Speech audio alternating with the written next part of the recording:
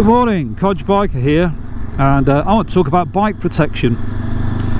Now, most people go on the CB500X for the rally raid bash plate and probably upper and lower crash bars as well, which is fine if you're going to go into the off-road mode with this bike or territory, but I don't intend to take this bike any more than a few gravel roads. The protection I've gone with are, first of all and foremost, is the hand guards, which are metal. I've just fitted a Fender Extender which will stop most of the stone throwing up onto the engine. At the rear I've fitted a Pyramid mud flap. Now that's been on for, I think, 2,500 miles, and I was very sceptical. I thought it would last about 2 miles, and it's been fine, as I shall show you here in a minute. And the final thing that I put on is engine case covers instead of engine bars. So the idea is just to keep the weight down for road riding, but to just do the minimum protection that might be necessary if the bike fell over on a gravel path.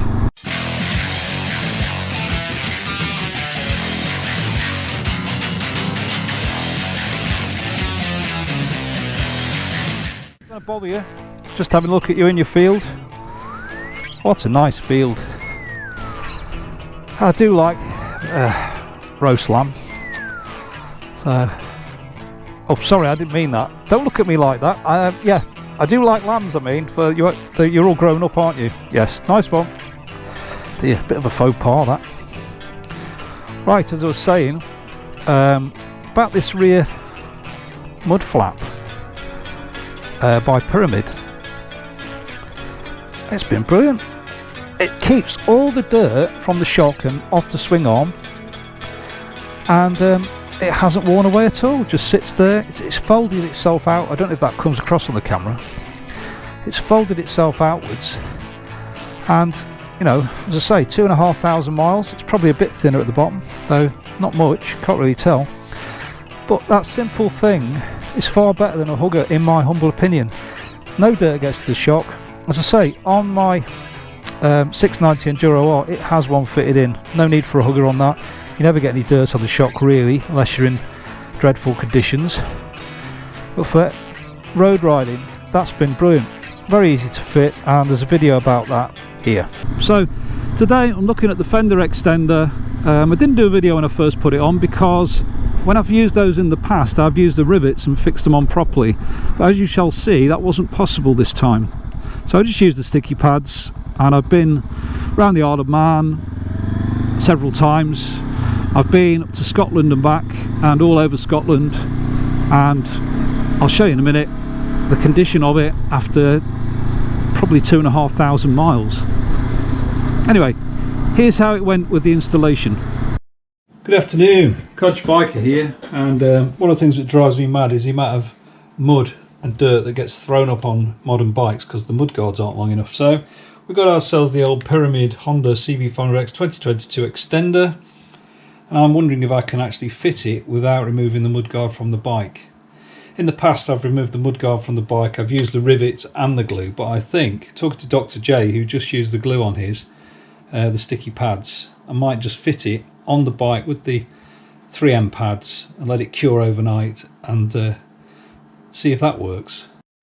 So what's in the bag?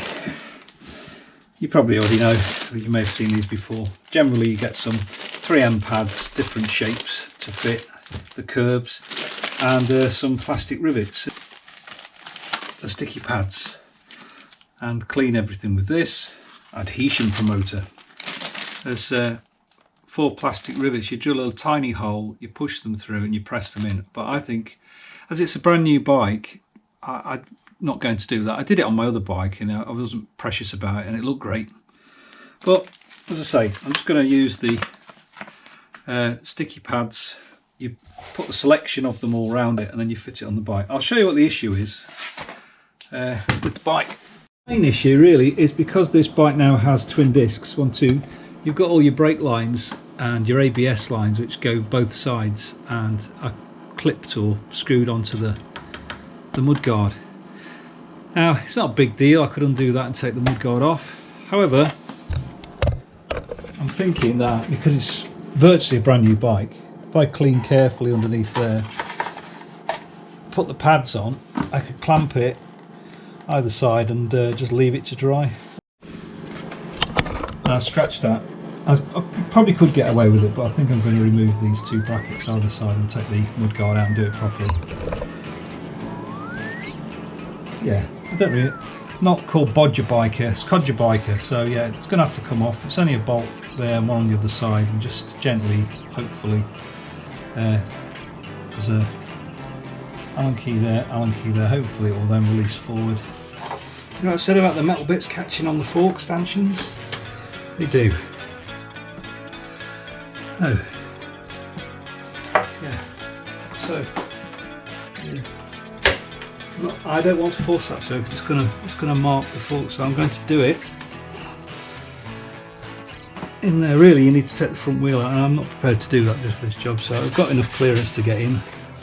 That's going to have to do. Not ideal. Let's use our adhesive promoter. I think it means cleaner, but anyway. The smell. It smells like the old Evo stick. I think do the same side here.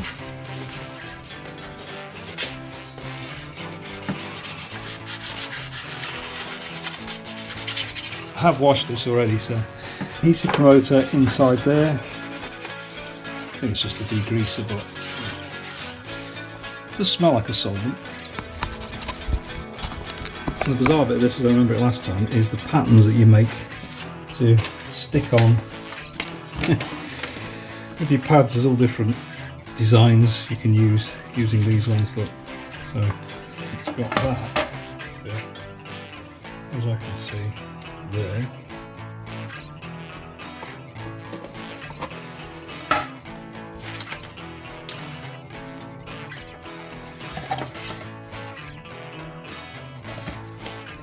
It's a bit long, might just trim that bit off. Don't follow the Codger Biker pyramid sticky pattern. I'm just making it up. As soon as the stuff's here, why not use it? Who wouldn't use all this if you had the option? Okay.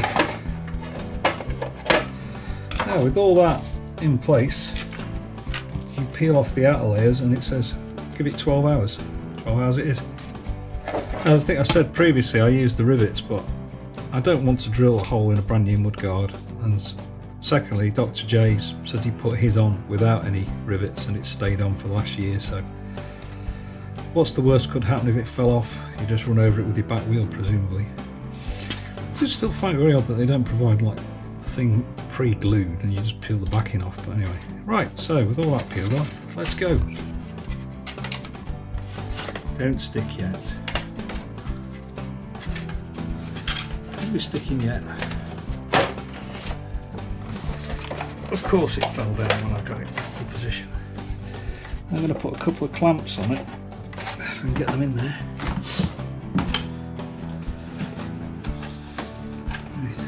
Right, so there. And a clamp.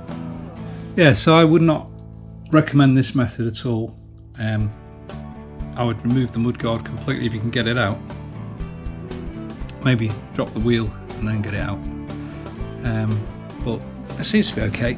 I'll keep pressing it with my hands every now and then, and it takes 12 hours it says to cure, so I presume that means 12 hours before you go riding with it.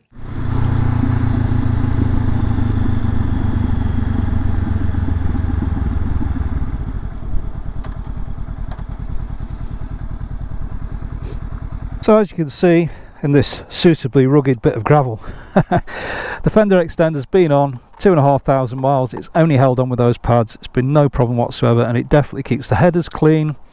They would tarnish very quickly without that, and it keeps a lot of the dirt off the engine. I mean, I don't really clean in there. There's a little bit of tar on there I can see. Probably needs a bit of a clean out next time I wash it, but there's no dirt in there and it does its job.